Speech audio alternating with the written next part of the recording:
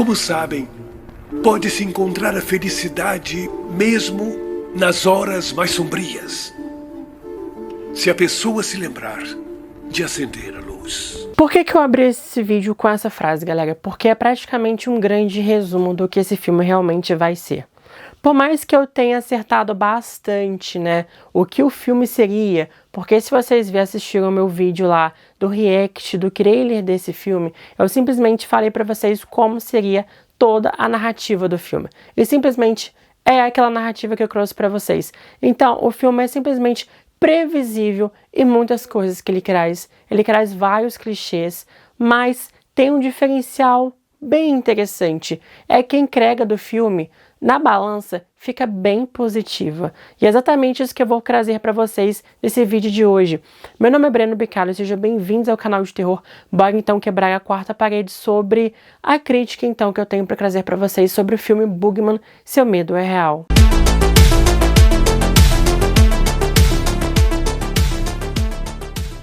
What's your favorite scary movie? Então, galera, esse filme, né, o plot desse filme é completamente previsível e cheio de clichês. Até mesmo no react que eu fiz do trailer desse filme, eu falei pra vocês, olha, o filme vai ser isso. E eu acabei prevendo e acertei exatamente qual seria a narrativa desse filme. Mas por mais que esse filme seja lotado, né, de clichês e previsibilidade, não quer dizer que o filme seja um filme ruim. Ele consegue te cativar, sendo bastante emocionante. Exatamente isso que vamos falar nesse vídeo agora, galera. Então é isso. O filme, então, vai mostrar justamente a família Harper, que acabou sendo assolada por um trágico acidente que acabou matando a matriarca dessa família. Deixando, então, né, o seu marido, recente viúvo agora, Will, e suas duas filhas, a Sadie e a Sawyer. E ali então essa família precisa lidar exatamente com a perda da matriarca e com o luto. E cada um vai lidar de uma forma diferente. Mas num fatídico dia em que o Will, né, que é um psicólogo, acaba recebendo um paciente completamente misterioso e inesperado. E ali então esse paciente justamente procurou Will achando que ele poderia entender o seu ponto de vista. Já que esse paciente então, o Lester, acabou vivendo lutos também em relação à sua família. Sendo que ele perdeu sua filha primogênita num acidente também. E ali ao longo dos anos acabou perdendo seus outros dois filhos. Mas ali então ele fala que simplesmente tem forças sobrenaturais que querem destruir a sua família. E que se o Will poderia realmente acreditar nele. Mas sem saber então, essa criatura sobrenatural, o Boogeyman ou o bicho-papão, acaba assombrando a própria família de Will. Ou seja, ele passa de uma família para outra. E ali então, galera, esse filme, né, o monstro do filme, o bicho-papão, simplesmente é uma alegoria ao luto. Coisa que a gente já viu em filmes anteriores, né, galera? A gente já viu ali em Boogeyman, que também o próprio monstro Boogeyman é uma alegoria ao luto. E também o filme Quando as Luzes se Apagam, a Diana também é uma alegoria à depressão. Então, sim, esse filme tem muitas coisas bem parecidas com o filme Quando as Luzes se Apagam, mas vou falar daqui a pouco aqui pra vocês, né, galera, em relação a isso. Galera, a família se torna completamente disfuncional, né? Cada um lidando com o seu luto de uma forma diferente. E ali então não tem conexão, não tem apoio, não tem conversa, não tem diálogo, simplesmente não tem nada. Começando então com o Will, né? O Will, ele é um psicólogo, como eu disse pra vocês, mas ele escuta os problemas de outras pessoas e não consegue escutar nenhum dos problemas das suas próprias filhas. Quando a Sadie começa a se abrir pra ele, ele simplesmente vai terceirizar isso pra uma outra psicóloga para poder lidar em relação a isso. Ele simplesmente se nega, não quer conversar sobre e não quer lidar também com o seu luto. E assim ele se isola. Esse filme justamente também faz uma grande alegoria ali sobre a questão da negligência parental. Ele simplesmente negligencia toda a sua família, deixando aberta então para que o Boogeyman, o bicho-papão, comece a assombrar e a assolar toda a sua família por conta da sua ausência. Ali temos então em contraponto a Sadie, que é uma típica adolescente rebelde que está lidando recentemente com a perda da sua mãe. Ela não aceita de forma nenhuma, ela tá completamente em negação, ela ainda não acredita que aquilo realmente aconteceu e ela não quer se desfazer do passado de forma nenhuma. Ela não deixa o pai jogar as roupas da mãe fora, pega tudo pra si, usa a roupa da própria mãe e ali então ela simplesmente quer ficar a todo momento remoendo e relembrando o passado e não quer seguir em frente. Mas a Sawyer, que é uma garotinha, que é a menininha, né? Ela é a primeira justamente a ser assolada pelo bicho-papão. Ela é a primeira a ser assombrada ali. Ela já sabe o que está acontecendo e ela sim utiliza de várias artimanhas bem interessantes ali para justamente ficar livre do bicho-papão, né? O quarto dela todo aceso, ela tem uma lua, né, que ilumina ela, então ela já sabe exatamente o que está acontecendo nesse momento, né? Sem entender, ela já sabe que tem alguma coisa completamente estranha.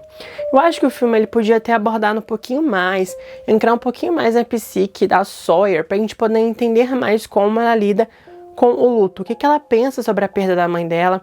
Faltou um pouco desenvolver mais o ponto da Sawyer em relação a tudo isso. As sombras, então, vai acabar assolando exatamente toda essa família. E ali, então, é justamente o que entra esse monstro sendo alegoria ao luto, à tristeza.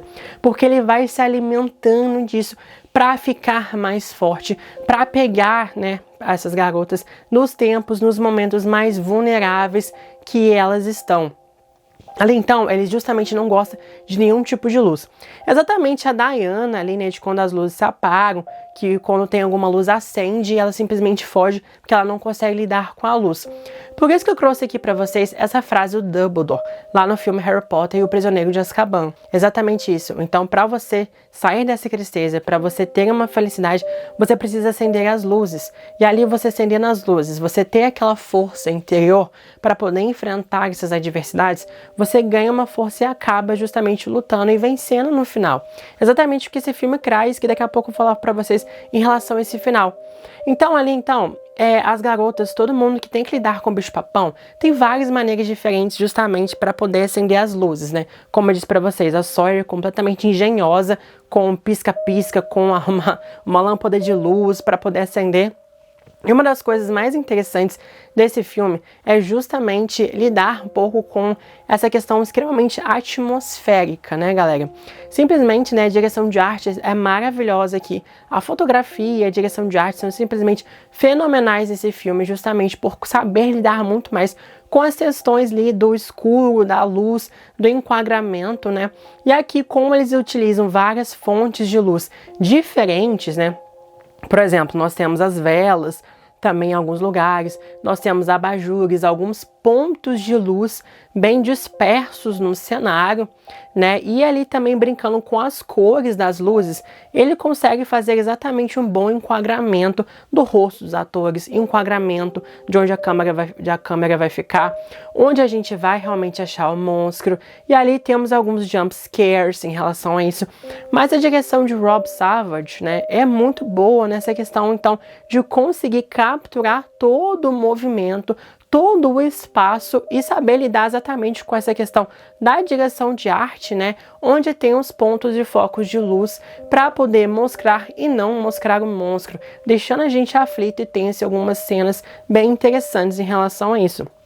Então essa brincadeira do jogo de sombras e luzes é muito bem executada aqui, galera. Utilizando de luzes, né, diferentes, de cores diferentes também para trazer uma estética mais interessante ao filme também. Então, sim, isso é a parte técnica do filme, é simplesmente sensacional. Por mais que algumas vezes no filme você fica com ranço desses personagens, que eles não têm uma lâmpada, né, para acender o cômodo inteiro. É um monte de luz picada que eu sei que tem toda essa questão que eu trouxe para vocês do aspecto estético e também do terror que isso causa, né? Mas, poxa, a menina, para poder ficar na cozinha, acender a luz da cozinha, tem que abrir uma geladeira para acender a cozinha. Pelo amor de Deus, gente, acende a luz. Parece que essas casas, né, nos Estados Unidos é tudo escura, não tem lâmpada central, assim, no teto, somente um monte de luz, um monte de abajur, né, e tal. Pô, você sabe que o bicho tá no escuro e você fica com a casa toda no escuro?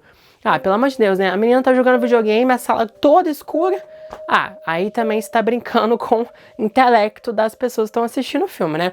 Então, assim, por mais que o filme tenha essas questões estéticas muito interessantes, técnicas maravilhosas, algumas questões narrativas ali te deixam assim, ai, pelo amor de Deus, né, gente? Como isso tá acontecendo?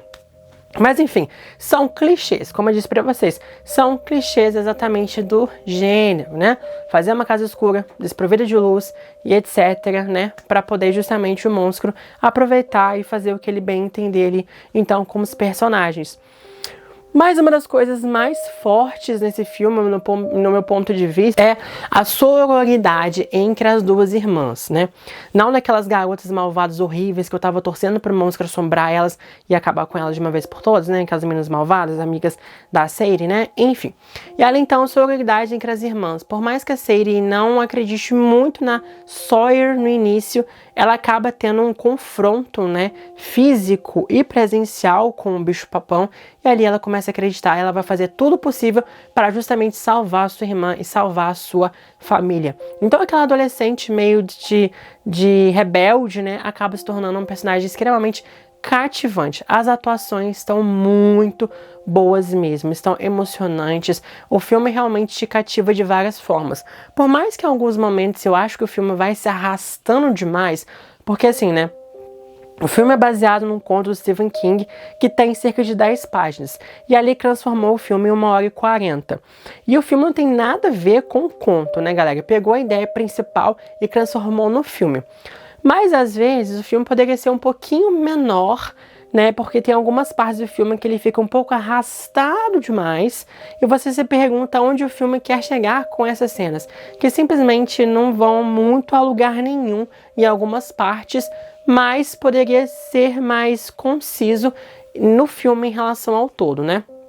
Então achei que o ritmo do filme ficou um pouco prejudicado porque ele vai se alongando demais e aí a gente quer ver algo e acaba demorando demais para poder ver o que a gente realmente quer ver nesse filme, né? Que é justamente o bicho-papão, o terror que ele assombra, porque aqui também temos partes muito dramáticas, né? Muito emocionantes, e isso o filme entrega bastante, por isso que o filme é um pouco mais cativante. O filme tem um coração, o filme tem uma alma, não é simplesmente um filme estético bonito, com boa direção, fotografia e trilha sonora, mas também é um filme que tem um coração, tem uma alma.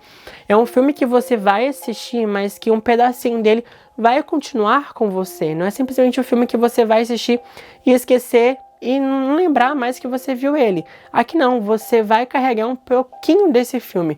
Vai te deixar pensando um pouco mais sobre ele, analisando um pouco mais em relação a ele, porque ele tem uma moral no final, ele tem uma história realmente bastante interessante, né, galera? E aqui então, por mais que o final seja completamente previsível, né? Por mais que a gente já sabe, spoiler, né, galera, obviamente.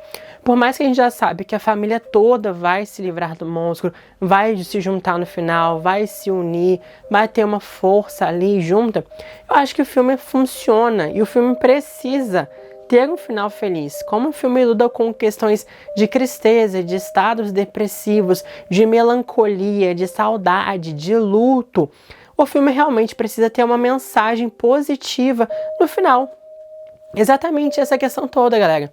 Precisa acender uma luz dentro dessas pessoas, né? E ali então, quando elas começam a ter uma força interior, quando elas começam a se unir no final como família, é exatamente esse momento então que eles conseguem exatamente derrotar o monstro. O monstro não é derrotado 100%, porque o luto, a tristeza, o sentimento nunca vai embora, sempre vai estar com a gente. Sempre a gente vai ter memórias, sempre a gente vai lembrar da pessoa, do ente querido, né, nosso que partiu, a gente sempre vai lembrar dessas pessoas, a tristeza sempre vai estar com a gente, mas é como a gente lida com essa tristeza. A gente vai deixar essa tristeza nos dominar, a gente vai deixar essa tristeza nos assolar, ou a gente vai lidar com essa tristeza, ter boas memórias, mas ao mesmo tempo também a gente precisa seguir com a nossa vida, né? Porque é exatamente o que o filme traz no final. A questão, então, da casa simplesmente pegar fogo no final é uma alegoria também à questão de, olha, precisamos deixar o passado para trás. Precisamos deixar o luto, a tristeza, tudo de ruim para trás e focar nas coisas boas que vão vir aqui no futuro. Exatamente nesse momento, então, que a Sadie simplesmente olha para trás e fala: adeus, mamãe. É hora de dizer adeus, é hora de deixar você ir também e é hora também de eu começar a seguir com a minha vida. Você sempre vai estar comigo, você sempre vai estar nas minhas memórias, mas é hora então de deixar a tristeza um pouco de lado e ali então pegar a felicidade, pegar toda essa união familiar que eles acabam se unindo no final para justamente conseguir seguir em frente com a vida. E é uma coisa muito interessante, né, galera? E no final, obviamente deixa entender que o bicho-papão não foi 100% derrotado. Ele tá ali, ele sempre vai estar ali, mas você simplesmente não dá mais tanta força a ele, né? Aquela parte completamente assim, tipo, no final, quando o bicho-papão chama Sayri, né? No final, e ali ela vai, ela vê a porta começa a se abrir do armário, ela, né? Ela meio que largou meio que o F, né? Ah, quero mais isso não.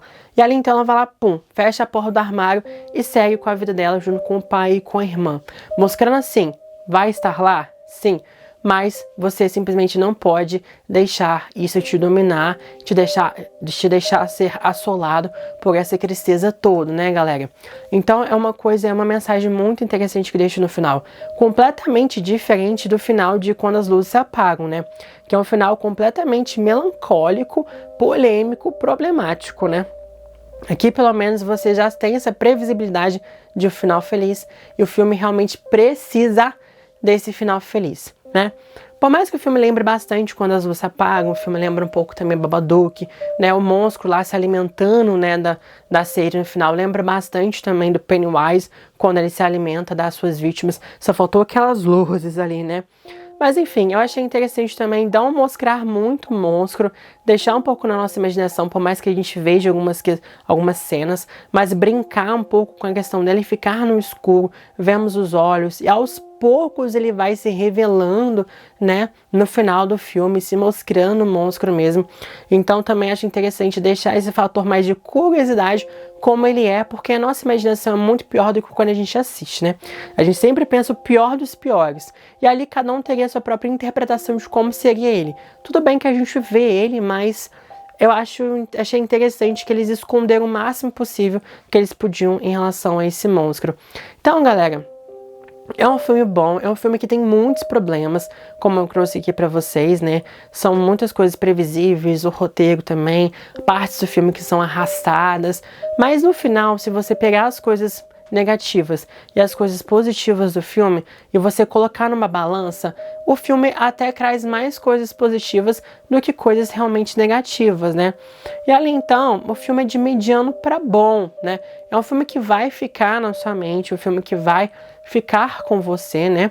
Talvez você tenha um pouquinho de medo ali para você no escuro, ouvir algum barulho, lembrar do bicho-papão, alguma coisa ali. Pode.